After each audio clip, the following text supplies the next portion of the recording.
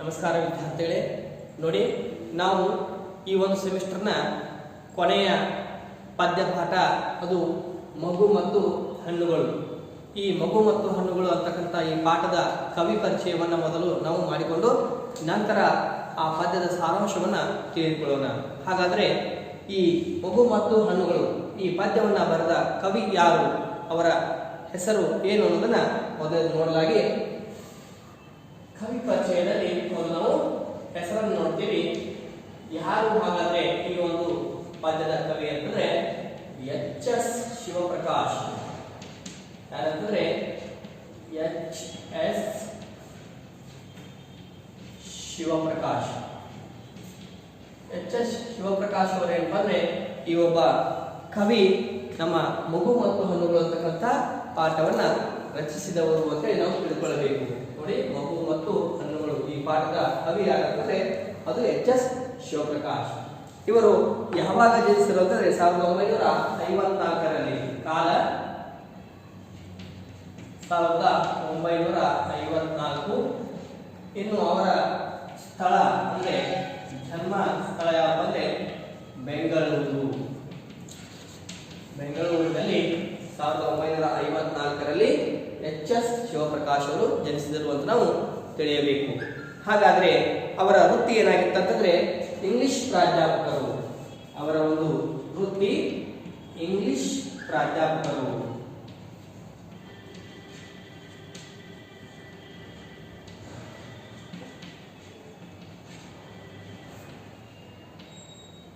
English ಪ್ರಾಧ್ಯಾಪಕರಾಗಿ ಸೇವೆಯನ್ನ ಸಲ್ಲಿಸಿದ್ದಾರೆ ಅಂತೇಳಿ ನಾವು ಈ ಒಂದು ಪರಿಚಯದಲ್ಲಿ ನೋಡ್ತೀವಿ. ಹಾಗಾದ್ರೆ ಅವರು ಬರೆದಂತಹ ಕೆಲವು ಕೃತಿಗಳು ಯಾವುವು? ಎಚ್.ಎಸ್. ಶಿವಪ್ರಕಾಶ್ ಅವರು ರಚಿಸಿದಂತಹ ಕೃತಿಗಳಲ್ಲಿ ಯಾವಪ್ಪ ಅಂದ್ರೆ ನಾವು ಮುಖ್ಯವಾಗಿ ನೋಡ್ತೀವಿ. ಯಾವ ಅಂತಂದ್ರೆ ಮಹಾಚೈತ್ರ, ಸುಲ್ತಾನ್ ಟಿಪ್ಪು, ಮಹಾಚೈತ್ರ, ಟಿಪ್ಪು, ಸುಲ್ತಾನ್ ಟಿಪ್ಪು,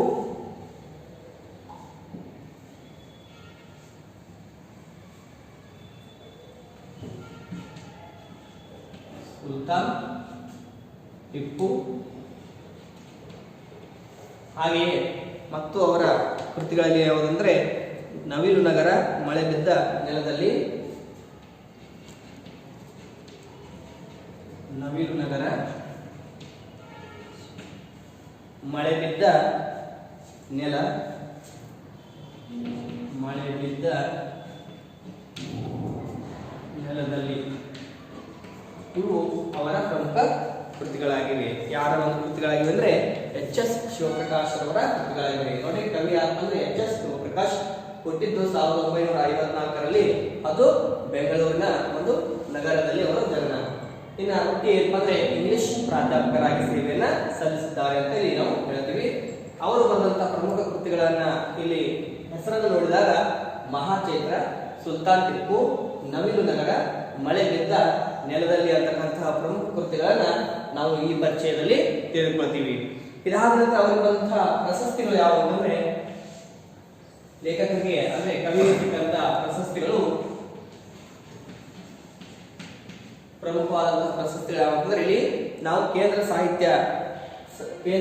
ಸಂಗೀತ ನಾಟಕ ಅಕಾಡೆಮಿ ಪ್ರಶಸ್ತಿ, ಕೇಂದ್ರ ಸಂಗೀತ ನಾಟಕ ಅಕಾಡೆಮಿ ಪ್ರಶಸ್ತಿ,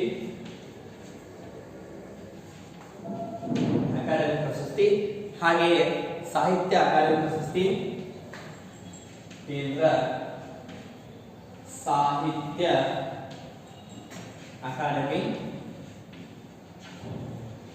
ಹಾಗೆ ಮತ್ತು ಒಂದು ಪ್ರಮುಖ ಅವರ ಒಂದು ಪ್ರಶಸ್ತಿ ಸಿಗುತ್ತದೆ, ಅದು ಕರ್ನಾಟಕ ನಾಟಕ ಅಕಾಡೆಮಿ ಪ್ರಶಸ್ತಿ. ಅದಂದ್ರೆ ಕರ್ನಾಟಕ ನಾಟಕ ಅಕಾಡೆಮಿ, ನಾಟಕ ಅಕಾಡೆಮಿ ಪ್ರಶಸ್ತಿ. ಇವು ಏನಪ್ಪ ಅಂದ್ರೆ ಅವರಿಗೆ ಸಿಕ್ಕಂತಹ ಪ್ರಮುಖ ಪ್ರಶಸ್ತಿಗಳು ಯಾವುದಂದ್ರೆ ಕೇಂದ್ರ ಸಂಗೀತ ನಾಟಕ ಅಕಾಡೆಮಿ ಪ್ರಶಸ್ತಿ, ಕೇಂದ್ರ ಸಾಹಿತ್ಯ ಅಕಾಡೆಮಿ ಪ್ರಶಸ್ತಿ, ಕರ್ನಾಟಕ ನಾಟಕ ಅಕಾಡೆಮಿ ಪ್ರಶಸ್ತಿ. ಇವು ಎಚ್.ಎಸ್. ಶಿವಪ್ರಕಾಶ್ ಅವರಿಗೆ ದೊರೆತಂತಹ ಪುರಸ್ಕಾರಗಳು ಅಥವಾ ಗೌರವ ಪ್ರಶಸ್ತಿ ಅಂತ ನಾವು ಕರಿತೀವಿ. ಹೀಗೆ ಅವರ ಒಂದು ಸಂಕ್ಷಿಪ್ತ ಪರಿಚಯ ತಮ್ಮ ಈ ಒಂದು ಮಗು ಮತ್ತು ಹಣ್ಣುಗಳು ಅಂತಕ್ಕಂಥ ಪಾಠದಲ್ಲಿ ನಾವು ಕಾಣ್ತೀವಿ. ಇದಾದ ನಂತರ ನಾವು ಈ ಪಾಠದ ಮುಖ್ಯ ಉದ್ದೇಶ ಏನು, ಮಗು ಮತ್ತು ಹಣ್ಣುಗಳು ಅಂತಕ್ಕಂಥ ಈ ಪಾಠವನ್ನ ಕವಿ ಯಾವ ಉದ್ದೇಶವನ್ನು ಇಟ್ಟುಕೊಂಡು ರಚನೆ ಮಾಡಿದ್ದಾರೆ, ಈ ಪದ್ಯದಲ್ಲಿ ಯಾವೆಲ್ಲ ಉತ್ತಮವಾದಂತಹ ಅಂಶಗಳನ್ನು ನಾವು ತಿಳಿದುಕೊಳ್ಳಲಿಕ್ಕೆ ಸಾಧ್ಯ ಇದೆ ಅನ್ನೋದನ್ನ ನಾವು ಏನಪ್ಪ ಅಂದ್ರೆ ಅದರ ಪ್ರವೇಶದಲ್ಲಿ ನೋಡ್ತೀವಿ. ಮಗು ಮತ್ತು ಹಣ್ಣುಗಳು ಅಂತಕ್ಕಂಥ ಈ ಪಾಠದ ಪ್ರಾರಂಭದಲ್ಲಿರ್ತಕ್ಕಂತಹ ಪ್ರವೇಶ, ಆ ಪ್ರವೇಶದಲ್ಲಿ ಯಾವ ಒಂದು ಏನಪ್ಪಾ ಅಂದ್ರೆ ಉದ್ದೇಶ ಇದೆ ಈ ಪಾಠವನ್ನು ಅಭ್ಯಾಸ ಮಾಡಲಿಕ್ಕೆ ಅನ್ನೋದನ್ನ ತಿಳಿದುಕೊಳ್ಳೋಣ. ನೋಡಿ, ಹೇಳ್ತಾರೆ ಪ್ರವೇಶದಲ್ಲಿ ಏನಂತಂದ್ರೆ, ಮಾನವನಿಗೆ ಪ್ರಕೃತಿಯೇ ಮೊದಲ ಗುರು. ಮನುಷ್ಯರಾದಂತಹ ನಮ್ಮೆಲ್ಲರಿಗೂ ಏನಪ್ಪ ಅಂದ್ರೆ ನಮಗೆ ಮೊದಲ ಗುರು ಯಾರಂತಂದ್ರೆ ನಾವು ತಾಯಿ ಅಂತ ಹೇಳ್ತೀವಿ, ನಮ್ಮ ಶಾಲೆಯಲ್ಲಿರ್ತಕ್ಕಂಥ ಶಿಕ್ಷಕರು ಅಥವಾ ಗುರುಗಳು ಅಂತ ಹೇಳ್ತೀವಿ, ಅಥವಾ ಇನ್ನು ಯಾರನ್ನು ನಾವು ಕರಿತೀವಿ. ಅದೆಲ್ಲಕ್ಕಿಂತ ಮುಖ್ಯವಾಗಿ ನಮಗೆ ಏನಪ್ಪಾ ಅಂದ್ರೆ ಮೊದಲ ಗುರು ಅಥವಾ ನಮ್ಮ ಪ್ರಥಮವಾದಂತಹ ಶಿಕ್ಷಣ ನೀಡುವಂತಹ ವ್ಯಕ್ತಿ ಅಥವಾ ಒಂದು ವಸ್ತು ಯಾವುದಂದ್ರೆ ಅದು ನಮ್ಮ ನಿಸರ್ಗ, ನಮ್ಮ ಪ್ರಕೃತಿಯೇ ನಮಗೆ ಮೊದಲ ಗುರುವಾಗಿ ನಾವು ಕಾಣಬೇಕು. ಯಾಕೆ ಮಾನವನಿಗೆ ಪ್ರಕೃತಿಯೇ ಮೊದಲ ಗುರು ಅಂತಂದ್ರೆ, ಹುಟ್ಟಿನಿಂದ ಸಾಯುವವರೆಗೆ ಆಗ್ತಕ್ಕಂಥ ಎಲ್ಲ ಅನುಭವಗಳು ಅದು ಪ್ರಕೃತಿಯಲ್ಲೇ ನಡೆಯುವಂತದ್ದಾಗಿದೆ. ಹಾಗಾಗಿ ಪ್ರಕೃತಿಯಲ್ಲಿ ಇರ್ತಕ್ಕಂಥ ಈ ಒಂದು ಅನುಭವದ ಮೂಲಕ ನಾವು ಮಾಡ್ತೀವಿ, ನಮ್ಮ ಜ್ಞಾನವನ್ನ ಹೆಚ್ಚಿಸ್ಕೊಳ್ತೀವಿ. ಅದರ ಮೂಲಕ ಏನಾಗ್ತೀವಿ, ನಾವು ನಮ್ಮ ಭವಿಷ್ಯವನ್ನು ರೂಪಿಸ್ಕೊಳ್ತೀವಿ. ಅನೇಕ ತೊಂದರೆಗಳನ್ನ, ಅದಕ್ಕೆ ಸಂಬಂಧಿಸಿದಂತಹ ಪರಿಹಾರಗಳನ್ನು ಕೂಡ ನಾವು ಮಾಡಿಕೊಳ್ತೀವಿ. ಇದು ಪ್ರಕೃತಿಯಲ್ಲಿ ನಮಗೆ ಕಾಣ್ತಕ್ಕಂಥ ಒಂದು ದೊಡ್ಡ ಕೊಡುಗೆಯಾಗಿದೆ. ನಮಗೆ ಸಿಗ್ತಕ್ಕಂಥ ಪ್ರಕೃತಿಯ ಕೊಡುಗೆ ಯಾವುದಂದ್ರೆ ನಮ್ಮ ಅನುಭವವನ್ನ ಅದು ಹೆಚ್ಚಿಸುವತ್ತ ನಮ್ಮ ಜ್ಞಾನವನ್ನ ವೃದ್ಧಿಸುತ್ತದೆ. ಹಾಗಾಗಿ ಈ ಒಂದು ಪ್ರಕೃತಿ ನಮಗೆ ಮೊದಲ ಗುರು ಅಂತ ನಾವು ಇಲ್ಲಿ ಕಾಣಬೇಕು. ಇನ್ನ ಎಲ್ಲದರಿಂದಲೂ ಮಾನವ ಪಾಠ ಕಲಿಯಬೇಕು. ಮನುಷ್ಯ ಏನಪ್ಪ ಅಂದ್ರೆ ಎಲ್ಲರಿಂದಲೂ, ಅದು ವಯಸ್ಸಾದಂತಹ ಎಷ್ಟೋ ಅಜ್ಜಂದರಿಂದ ಹಿಡ್ಕೊಂಡು ನಮಗೆ ಈಗ ತಾನೇ ಹುಟ್ಟಿರ್ತಕ್ಕಂಥ ಮಕ್ಕಳಿಂದ ಕೂಡ ಏನ್ ಮಾಡಬಹುದು ಅಂದ್ರೆ ನಾವು ಅನೇಕ ಅನುಭವಗಳನ್ನು ಪಡೆದುಕೊಂಡು ನಾವು ಪಾಠಗಳನ್ನ ಕಲಿತುಕೊಳ್ಬೇಕಾಗುತ್ತೆ. ಕಾರಣ ಎಲ್ಲರೊಳಗೂ ಏನಪ್ಪಾ ಅಂದ್ರೆ ಒಂದು ಜ್ಞಾನ ಇರುತ್ತೆ, ಎಲ್ಲದರಿಂದಲೂ ಒಂದು ಸಂದೇಶ ನಮಗೆ ಸಿಗ್ತಾ ಇರುತ್ತೆ. ಹಾಗಾಗಿ ಹೇಳ್ತಾರೆ ಎಲ್ಲರಿಂದಲೂ ಮತ್ತು ಎಲ್ಲದರಿಂದಲೂ. ಎಲ್ಲರಿಂದಲೂ ಅಂತಂದ್ರೆ ಮನುಷ್ಯರಿಂದ, ಎಲ್ಲದರಿಂದಲೂ ಅಂತಂದ್ರೆ ಪ್ರಾಣಿ ಸಸ್ಯಗಳು ಅಥವಾ ನಿಸರ್ಗದಲ್ಲಿರ್ತಕ್ಕಂಥ ಯಾವುದೇ ಒಂದು ಅಂಶ, ಆ ಎಲ್ಲ ಅಂಶವನ್ನು ನಮ್ಗೆ ಏನ್ ಮಾಡ್ತವೆ ಅಂದ್ರೆ ಒಂದಿಲ್ಲ ಒಂದು ಪಾಠವನ್ನ ಕಲಿಸ್ತಾ ಇರ್ತವೆ, ಜ್ಞಾನವನ್ನ ನೀಡ್ತಾ ಇರ್ತವೆ. ಆ ಕಾರಣಕ್ಕಾಗಿ ನಾವೇನ್ ಮಾಡ್ಬೇಕಂದ್ರೆ ಎಲ್ಲರಿಂದಲೂ ಜೀವನದ ಪಾಠವನ್ನ ನಾವು ಅನುಭವಿಸಿ ಕಲಿಯಬೇಕಾದದ್ದು ಇಲ್ಲಿ ಬಹಳ ನಾವು ಕಾಣ್ತಾ ಇರ್ತೀವಿ.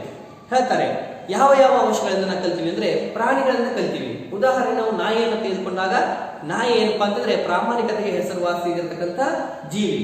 ಆ ನಾಯಿ ಹೇಗೆ ಒಂದು ರೊಟ್ಟಿಯನ್ನು ಹಾಕಿದಾಗ ಇಡೀ ನಮ್ಮ ಮನೆಯನ್ನ ಹಗಲು ರಾತ್ರಿ ಕಾಯ್ದು ಕಳ್ಳಕಾಕರಿಂದ ಕಾಯ್ದು ನಮ್ಮ ಮನೆಯ ರಕ್ಷಣೆ ಮಾಡ್ತದೆಯೋ, ಆ ಮನೆಯಲ್ಲಿರ್ತಕ್ಕಂಥ ವ್ಯಕ್ತಿಗಳ ರಕ್ಷಣೆ ಮಾಡುತ್ತದೆಯೋ, ಆ ಪ್ರಾಣಿಯನ್ನ ಕಲಿಬೇಕಾದಂಥ ನೀತಿ ಏನಂತ ನಾವು ಪ್ರಾಮಾಣಿಕತೆ. ಹೌದಾ?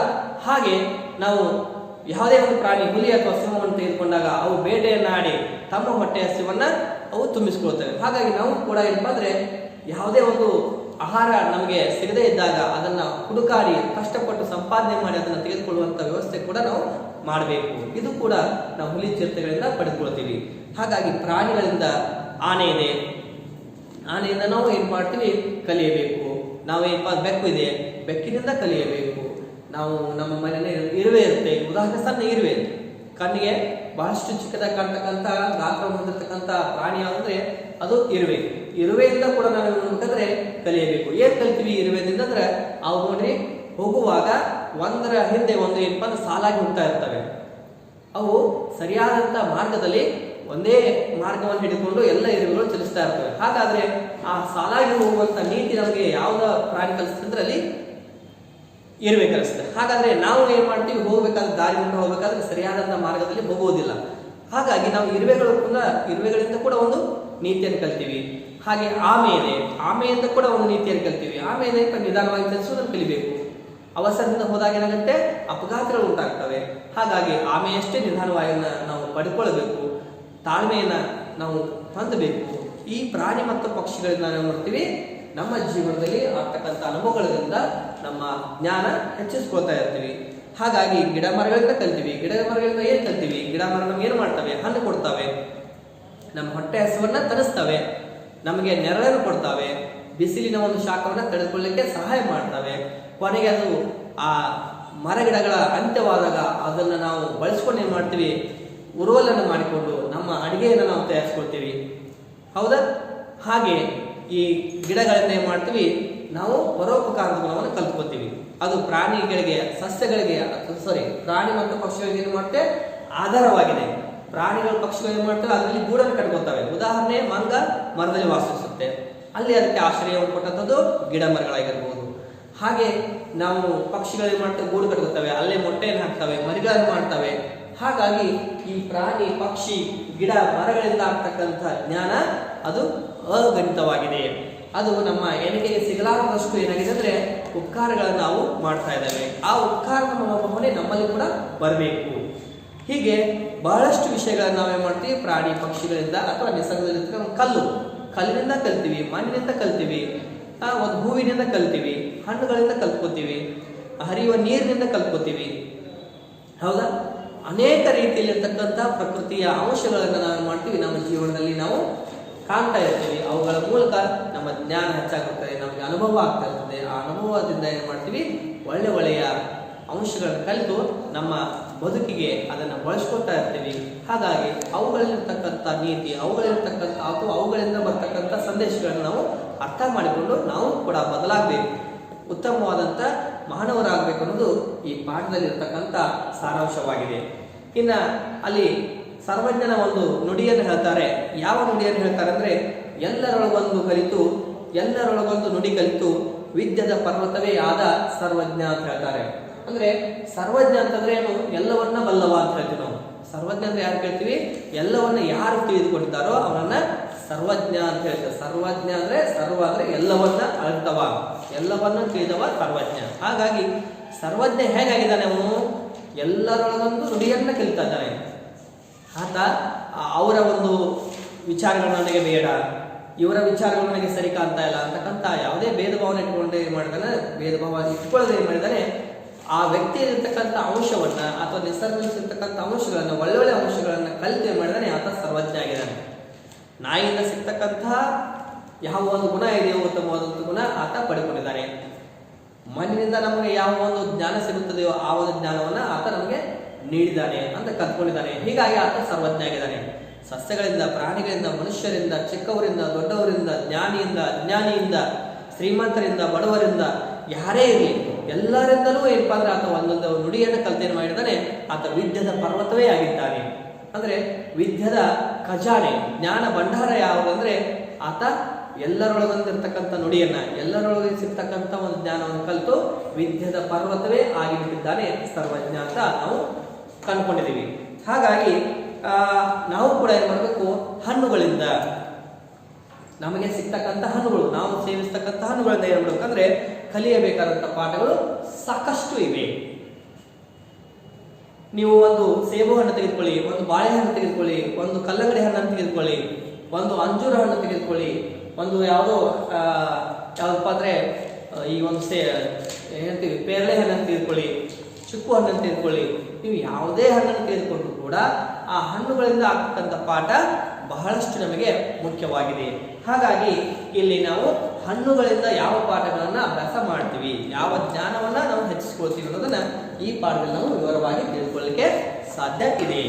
ಹಾಗಾಗಿ ಹಣ್ಣಿನ ಹಾಗೆ ನಾವು ಏನ್ ಮಾಡ್ಬೇಕಂದ್ರೆ ಬದುಕಬೇಕು. ಹಣ್ಣು ಹೇಗೆ ಮಾಗಿದಾಗ ಅದು ಹಣ್ಣು ಸಂಪೂರ್ಣವಾದಂಥ ರುಚಿಯನ್ನು ತುಂಬಿಕೊಂಡಾಗ ಇನ್ನೊಬ್ರು ಅದರ ವ್ಯಕ್ತಿಗಳ ನಾವು ಪ್ರಾಣಿ ಪಕ್ಷಿಗಳು ತಿಂದಾಗ ಹೇಗೆ ನಮ್ಮ ಬದುಕು ಏನಾಗುತ್ತೆ ಅಂದ್ರೆ ಒಂದು ಸಂತೋಷವನ್ನು ವ್ಯಕ್ತಪಡಿಸಿಕೊಳ್ಳುತ್ತದೆಯೋ, ನಮ್ಮ ಮನಸ್ಸು ಹೇಗೆ ಸಂತೋಷವಾಗುತ್ತದೆಯೋ ಹಾಗೆ ಹಣ್ಣು ಅದು ಪಕ್ವವಾದ ಮೇಲೆ, ಹಣ್ಣು ಮಾಗಿದ ಮೇಲೆ ಅದರ ಬದುಕು ಸುಂದರತೆಯನ್ನು ಕಾಣುತ್ತೆ. ಹಾಗಾಗಿ ಅದು ಕೊನೆಗೆ ಸಿಹಿಯನ್ನು ತುಂಬಿಕೊಳ್ಳುತ್ತೆ. ನಾವು ಕೂಡ ಏನ್ ಮಾಡ್ಬೇಕಂದ್ರೆ ಎಲ್ಲರಿಂದ ಸಿಗ್ತಕ್ಕಂಥ ಜ್ಞಾನವನ್ನು ಕಲಿತು ನಮ್ಮ ಬದುಕು ಸಿಹಿಯನ್ನ ಕೊಡುವಂತಹ ಬದುಕು ಆಗಬೇಕು. ಮತ್ತೊಬ್ಬರಿಗೆ ಉಪಕಾರದ ಜೀವನ, ಮತ್ತೊಬ್ಬರಿಂದ ನಾವು ಗೌರವಿಸುವ ಜ್ಞಾನವನ್ನ, ಮತ್ತೊಬ್ಬರಿಗೆ ನಮ್ಮ ಜ್ಞಾನವನ್ನು ಹಂಚುವಂತಹ ಒಂದು ಕೆಲಸ ಇರಬೇಕನ್ನೋದನ್ನ ಈ ಮಗು ಮತ್ತು ಹಣ್ಣುಗಳು ಅಂತಕ್ಕಂಥ ಪಾಠದಿಂದ ನಾವು ಕಲಿತೀವಿ. ಇದು ಪಾಠದಲ್ಲಿರ್ತಕ್ಕಂಥ ಒಳಾರ್ಥವಾಗಿದೆ, ಈ ಪಾಠದಿಂದ ಬರ್ತಕ್ಕಂಥ ಸಂದೇಶವಾಗಿದೆ. ಹಾಗಾದರೆ ಯಾವ ಯಾವ ಹಣ್ಣುಗಳು ನಮಗೆ ಯಾವ ಯಾವ ಪಾಠವನ್ನ ಕಲಿಸ್ತಾ ಇದ್ದಾವೆ, ಯಾವ ಜ್ಞಾನವನ್ನ ನಮಗೆ ನೀಡ್ತಾ ಇದ್ದಾವೆ, ಅದರಿಂದ ನಾವು ಬದಲಾವಣೆ ಆಗಲಿಕ್ಕೆ ಸಾಧ್ಯ ಇದೆಯೇ ಅನ್ನೋದನ್ನ ಈ ಪಾಠದ ಮೂಲಕ ನಾವು ಅರ್ಥ ಮಾಡಿಕೊಳ್ತೀವಿ. ಹಾಗಾಗಿ ಈ ಒಂದು ತರಗತಿಯಲ್ಲಿ ಮಾಡಿದ ನಾವು ಮಗು ಮತ್ತು ಹಣ್ಣುಗಳು ಅಂತಕ್ಕಂಥ ಪಾಠದ ಕವಿ ಪರಿಚಯವನ್ನು ಮಾಡಿಕೊಂಡಿದ್ದೀವಿ. ಕವಿ ಪರಿಚಯದಲ್ಲಿ ನಾವು ಮತ್ತೊಮ್ಮೆ ನಿಮಗೆ ಪುನರಾವರ್ತನೆ ಮಾಡಿದಾಗ ಎಚ್ ಎಸ್ ಶಿವಪ್ರಕಾಶ್ ಅಂತ ಹೇಳ್ತೀವಿ. ಕವಿ ಅವರು ಹುಟ್ಟಿದ 1954 ಬೆಂಗಳೂರಿನಲ್ಲಿ ಅಂತ ನಾವು ಸ್ಥಳವನ್ನ ಗುರುತಿಸ್ತೀವಿ ಅಥವಾ ಆದ ದಾಖಲೆ. ಇನ್ನು ಅವರ ಒಂದು ವೃತ್ತಿ ಏನಾಗಿತ್ತಂದ್ರೆ ಇಂಗ್ಲಿಷ್ನ ಅವರು ಪ್ರಾಧ್ಯಾಪಕರಾಗಿ ಸೇವೆಯನ್ನ ಸಲ್ಲಿಸಿದ್ದಾರೆ ಅಂತ ಅದನ್ನು ಕೂಡ ನಾವು ಈ ಒಂದು ಕವಿ ಪರಿಚಯದಲ್ಲಿ ನೋಡ್ತೀವಿ. ಕೊನೆಗೆ ಅವರು ಬರ್ತಕ್ಕಂಥ ಕೃತಿಗಳು ಯಾವಪ್ಪ ಅಂದ್ರೆ ಮಹಾಚೈತ್ರ ಆಗಿರ್ಬೋದು, ಸುಲ್ತಾನ್ ಟಿಪ್ಪು ಆಗಿರ್ಬೋದು, ನವಿಲು ನಗರ, ಮಳೆ ಬಿದ್ದ ನೆಲದಲ್ಲಿ, ಇವು ಅವರ ಒಂದು ಪ್ರಮುಖ ಕೃತಿಗಳಾಗಿವೆ. ಇನ್ನ ಅವರ ಪ್ರಶಸ್ತಿಗಳು, ಅವರಿಗೆ ಸಿಕ್ಕಂತ ಪ್ರಶಸ್ತಿಗಳು ಯಾವಂದ್ರೆ ಕೇಂದ್ರ ಸಂಗೀತ ನಾಟಕ ಅಕಾಡೆಮಿ, ಕೇಂದ್ರ ಸಾಹಿತ್ಯ ಅಕಾಡೆಮಿ, ಜೊತೆಗೆ ಕರ್ನಾಟಕ ನಾಟಕ ಅಕಾಡೆಮಿ. ಈ ಒಂದು ಕವಿ ಪರಿಚಯವನ್ನ ನಾವು ನೋಡ್ತೀವಿ. ಈ ಪಾಠದಲ್ಲಿ ನಾವೇನು ನೋಡ್ತೀವಿ, ಮುಖ್ಯವಾಗಿ ಎಲ್ಲರೊಳಗೆ ಬಂದಿರತಕ್ಕಂಥ ನುಡಿಯನ್ನು ಕಲಿತು ಹೇಗೆ ಸರ್ವಜ್ಞ ವಿದ್ಯದ ಪರ್ವತವೇ ಆದನು, ಹಾಗೆ ನಾವು ಕೂಡ ಪ್ರಕೃತಿಯಲ್ಲಿರ್ತಕ್ಕಂಥ ಅಂಶಗಳಲ್ಲಿ ಯಾವ ಯಾವ ಅಂಶಗಳಿವೆಯೋ ಆ ಅಂಶಗಳಿಂದ ಬರ್ತಕ್ಕಂಥ ಜ್ಞಾನವನ್ನು ಪಡೆದುಕೊಂಡು ನಾವು ಕೂಡ ಏನಾಗಬೇಕಂದ್ರೆ ವಿದ್ಯೆಯ ಪರ್ವತವೇ ಆಗಲಿಕ್ಕೆ ನಾವು ಮುನ್ನುಡಿಯನ್ನು ಬರೆದುಕೊಳ್ಳಬೇಕು. ಹಾಗಾಗಿ ಮುಖ್ಯವಾಗಿ ಪ್ರಕೃತಿಯಲ್ಲಿರ್ತಕ್ಕಂಥ ಹಣ್ಣುಗಳು ಹೇಗೆ ಮಾಗಿದ ಮೇಲೆ ಅವು ಸಿಹಿಯನ್ನು ತುಂಬಿಕೊಂಡು ಮತ್ತೊಬ್ಬರ ಸಂತೋಷಕ್ಕೆ ಕಾರಣವಾಗುತ್ತವೆಯೋ ಹಾಗೆ ನಾವು ಕೂಡ ಮನುಷ್ಯರಾದವರು ಎಲ್ಲದರಿಂದಲೂ ಉತ್ತಮವಾದಂತಹ ಅಂಶವನ್ನು ಪಡೆದುಕೊಂಡು ನಾವು ಕೂಡ ಸಿಹಿಯನ್ನು ತುಂಬಿಕೊಂಡು ಮತ್ತೊಬ್ಬರ ಸಂತೋಷಕ್ಕೆ ಕಾರಣ ಆಗಬೇಕು ಅಂತಕ್ಕಂಥ ಒಂದು ಒಳಾರ್ಥವನ್ನ ಈ ಪಾಠದಲ್ಲಿ ಹೊಂದಿದೆ ಅನ್ನೋದನ್ನ ಅರ್ಥ ಮಾಡಿಕೊಂಡಿದ್ದೀವಿ.